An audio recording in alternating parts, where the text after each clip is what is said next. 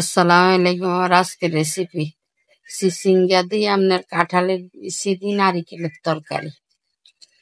এই যে পরিমাণ মতো তেল দিলাম, এরপর আপনার পেঁয়াজ কুচি, রসুন কুচি, কাঁচামরিচ ফালি, এরপরে দিলাম লবণ, দিলাম 1 চামচের মতো রসুন বাটা, দিয়ে 1 চামচের মতো হলুদের গুঁড়া, আধা চামচের মতো মরিচের গুঁড়া দিয়ে একটু কষাই।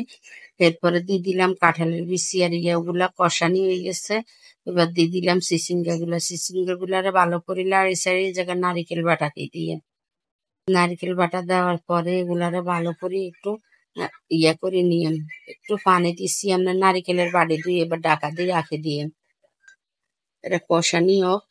কাঁঠালের বিচি নিলে সিদ্ধ হইতো না। এরপরে আপনার এগুলা হয়ে গেছে। এবার পরিমাণ মতো পানি দিয়ে দিলাম, কষানি হয়েছে। এরপরে দিলাম আমরা কষানির তো না আপনার তরকারির স্বাদ হয় ভালো। সবসময় তরকারি ভালো করে কষাইবেন, তো তরকারি ভালো হইবে।